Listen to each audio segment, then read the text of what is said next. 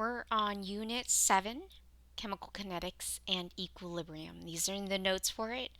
Please go ahead and press pause and fill in the blanks for all the key terms that are on your guided notes, and read this paragraph, the starting paragraph, once, twice, and 3 times over to make sure that you understand the main ideas for this unit.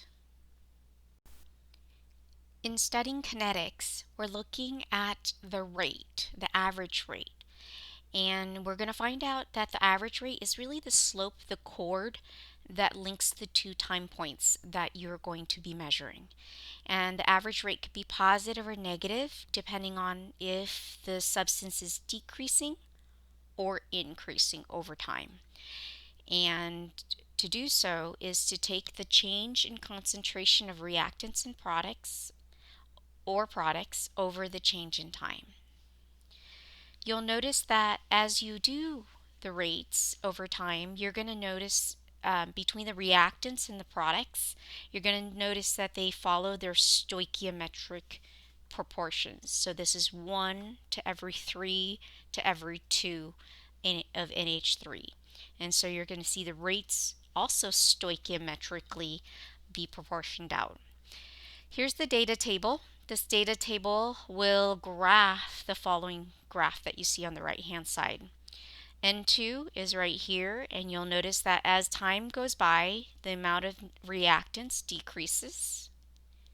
Notice how H2 decreases a lot more sharply, and that's because it is 3 times as fast in decreasing as nitrogen.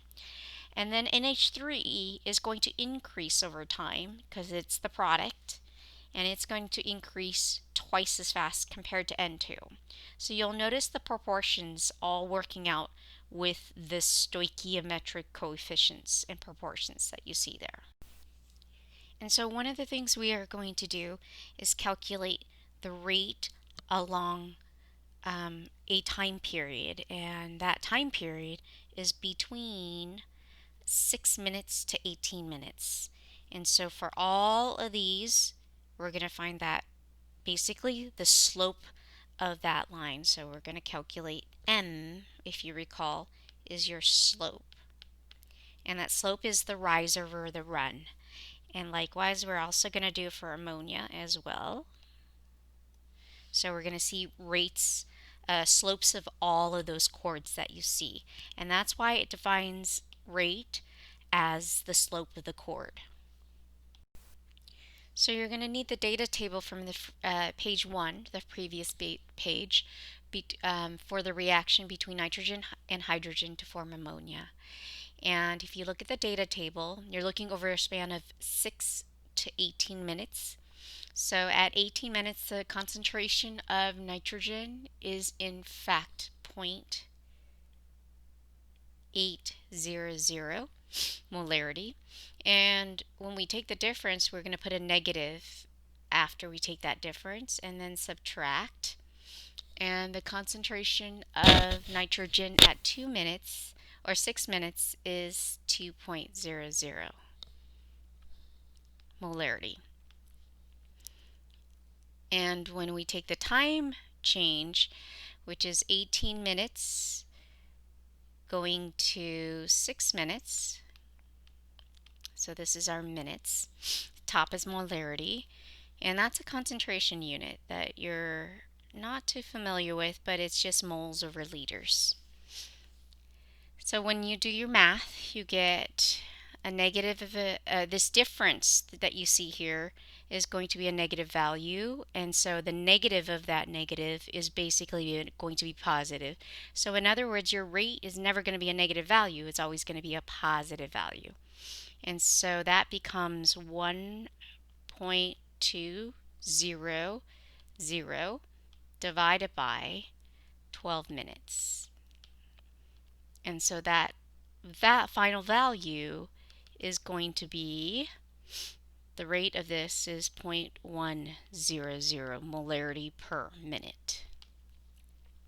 And I'm going to do the same thing with hydrogen. Take the difference in the concentration of hydrogen between 2 time points, And the concentration of hydrogen at 18 is 5.4. And once again, I'm going to do that negative, where I'm going to take the negative of 2.4 minus, or 5.4,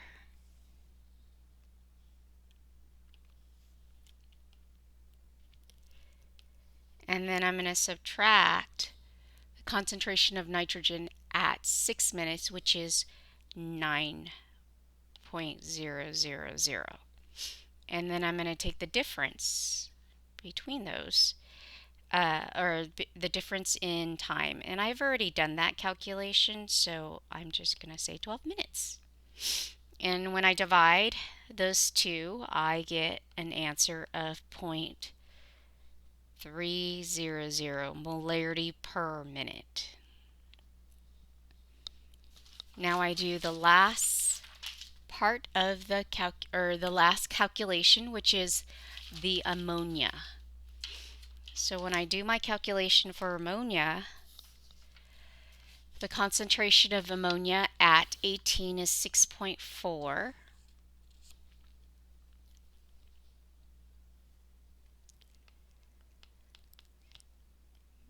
Minus the concentration of ammonia at 6 minutes is 4.00. Again, I'm looking at the data table from the previous page. Divided by my minutes, I will get the answer of 0.200 molarity per minute. Now, what do I notice? I notice some relationship. This is 0.1 minute, this is 0.3 minutes, and this is 0.2. You notice that that relationship really aligns with the relationships that you see in the balance equation. So this, when you ratio all the rates actually ratio to the same ratio that the stoichiometry ratios. So the rates ratio aligns with the stoichiometric ratio.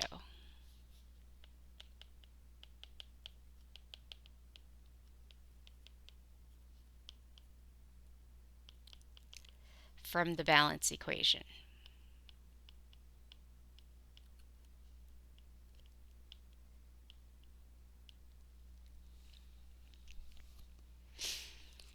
Now, let's go ahead and do another problem, very similar to that. It says, in the reaction A plus 2B forming 3C plus 4D, the initial rate of the concentration of B was 0.0409 molarity. And then after 15.6 minutes, the concentration of B was this amount. Units for the rate is molarity per minute. What is the average disappearance of B? So B is a reactant. We would expect it to disappear with time. A also is a reactant, so it's also disappearance. But C and D are products, and so you see that the word appearance rather than disappearance shows up. Okay, so let's go ahead and calculate A.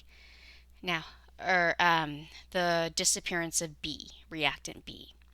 So when we do that, we just take the difference. Once again, it's the change in the concentration, and it looks like the change in the concentration is 0.0278, and it's a negative because it's disappearing. 0.0409 divided by 15.6 minutes. And when we do the math for that, we'll get an answer of positive, and these are all positive numbers, 8.40 times 10 to the negative fourth molarity. It's a small number. Now, we're not given any data about A C, or D. We are only given data about B, the concentration of B. So how do you suppose we would go about finding A, C, or D? Well, you're correct if you said you're going to use the mole ratio, because that's exactly what will help us to proportion the other rates. So in using the mole ratio, how does A compare to B? So if you look at the equation, A is going to be half of that of B. So whatever the rate is for B, A is going to be half of that. So we're going to half B's rate. And what is half of B's rate? 4.20 times 10 to the negative fourth molarity per minute. C is going to be, and I'm going to use A as my reference here. C is going to be 3 times that in which what the rate of A is. So 3 times A. C is 3 times that of A. So if you 3 times that value, 4.20 times 10 to the negative fourth, you will get a value of 1.26 times 10 to the negative third. Punch that into your calculator and you will see that ratio relationship.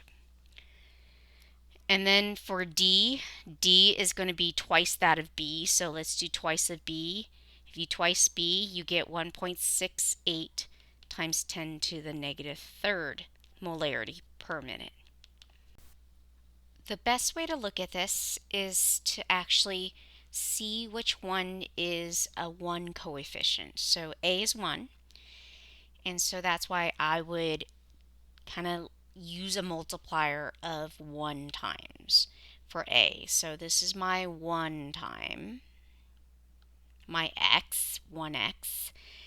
And then B is, if you notice, twice, 2 times x. And then, of course, C is 3x. And then D is 4x. So you'll notice that the stoichiometry very much aligns with what you are expecting out of it, which is this is 1 time, twice, 3 times, and 4 times. So if you look at the relationship of the rates, it aligns completely with the stoichiometric proportions. Let's go ahead and graph the concentration versus time for this reaction. So it says to label the x and y axis. Our y axis is our concentration, which is capital M, molarity, and then our time is our minutes. So let's start off with graphing A. A has it's the slowest decrease. And so I'm going to draw A anywhere here. I'm going to start off anywhere here because you actually have to start off with some reactants. So slowest decrease. And that's a pretty slow decrease. Now we go for B. B is going to be twice as fast as A. So this is your B. Now we go to C. C is going to start off at 0 at time 0 because there are no products at time 0. But then as time goes by, it's going to increase quite significantly, even more so than B. So it's going to be 3 times that of A.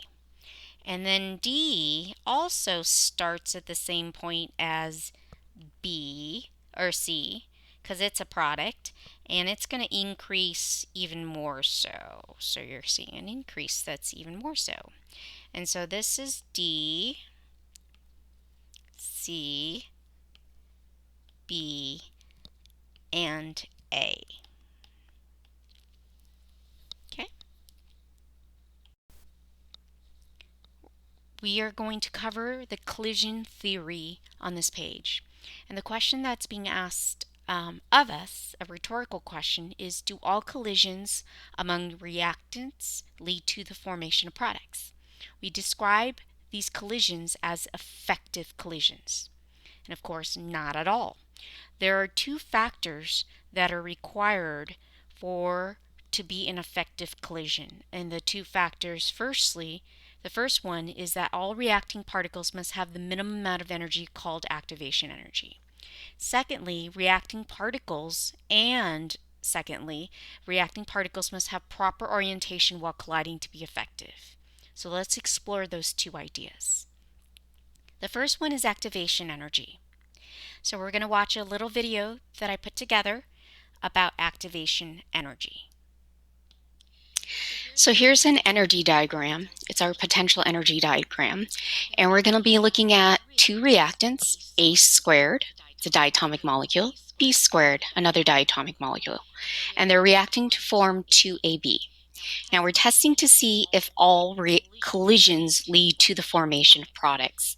So we're going to test it out with low kinetic energy. So these particles are going to have low kinetic energy to start. And then we're going to test another scenario where they're high kinetic energy. So let's see what happens in low kinetic energy. So we're starting at the reactants on the energy diagram.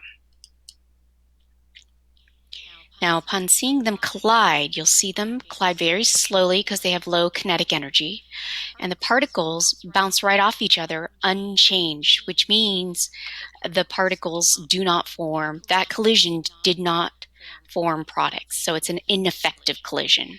Now, you notice that those reacting particles were moving up in potential energy, but they couldn't get over the activation energy. So there wasn't enough activation energy to form an effective collision.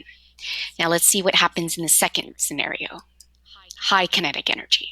Those particles are moving much faster, and we did overcome the activation barrier, which is called the activation energy, leading to the formation of products in this case.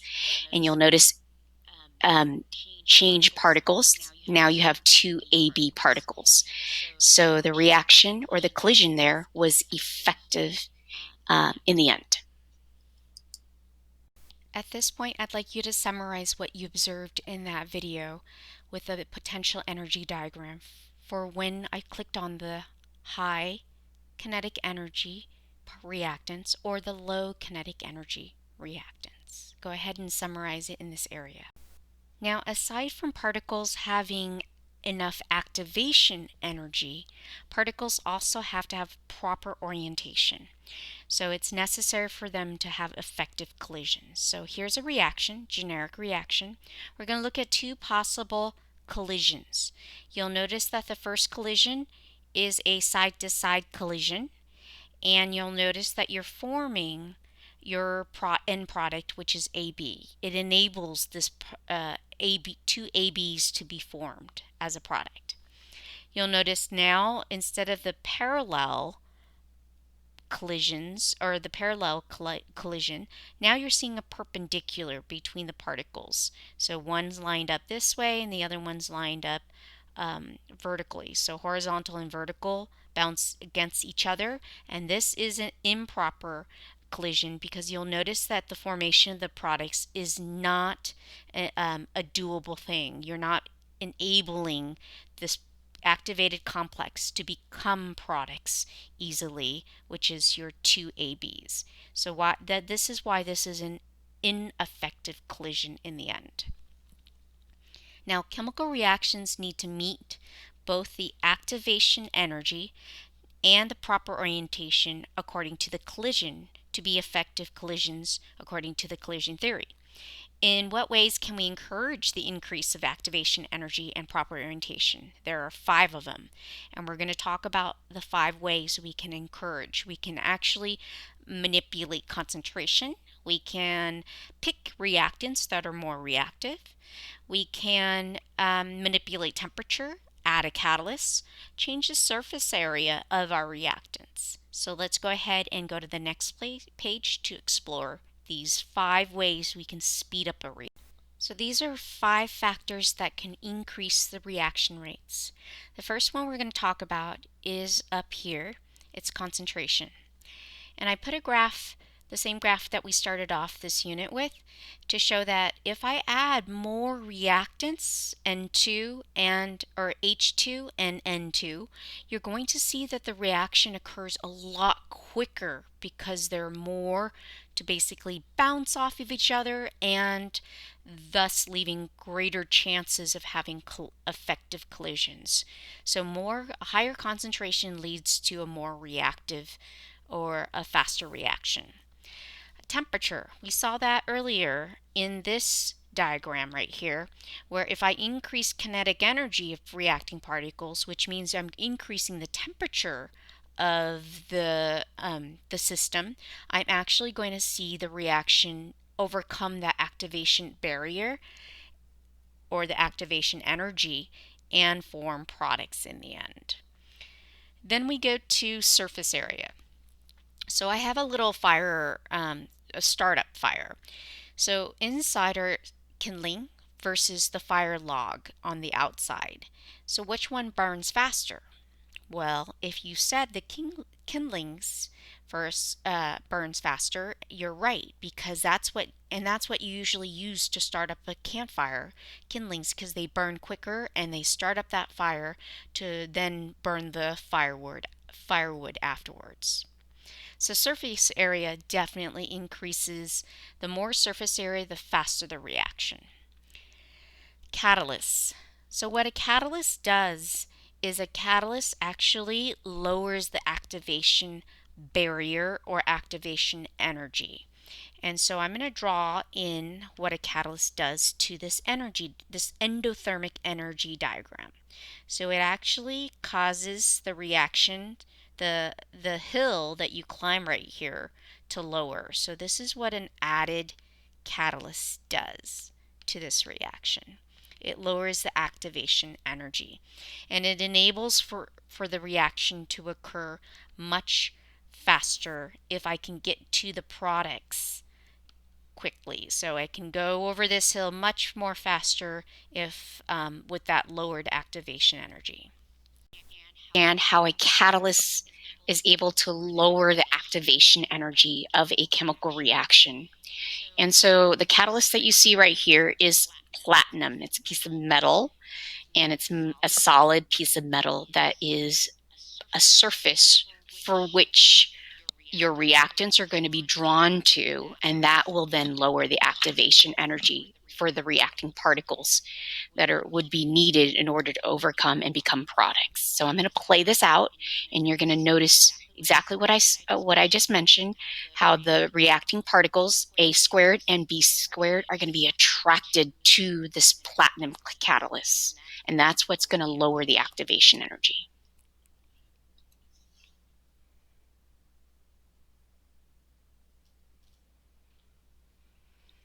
So A squared is drawn to platinum.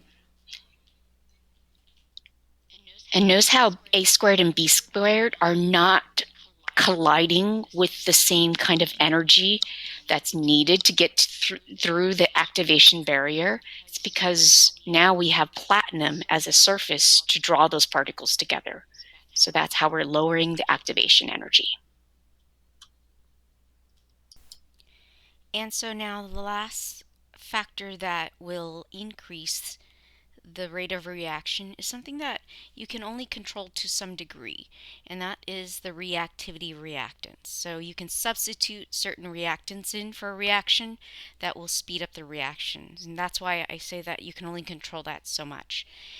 And the one that we're going to look at is the alkali metals. So this whole group is made up of elements that have one valence electron. So this shows for one valence electron. And that one valence electron is easily lost. So you want to, you can lose that valence electron easily. Now, as you see, as you go from the top of the periodic to the bottom, from lithium to rubidium, you'll notice an increase in reactivity. And that's because the valence electrons are further away from the nucleus. So there's a weaker core charge as a result. So there's greater energy levels. Rubidium is larger than lithium, which is smaller, and that's why rubidium can lose its one valence electron a lot easily compared to lithium. And so when you switch out rubidium for lithium, you'll see that rubidium's reaction is going to be a lot more, is going to be faster than lithium. Now take a couple of minutes and pause the video and read on equilibrium, because equilibrium begins this idea that rates of the forward reaction equals the rate of the reverse, and that's why we're talking about rates in this unit as well, because equilibrium is defined by average rates being equal of the forward reaction and the reverse reaction.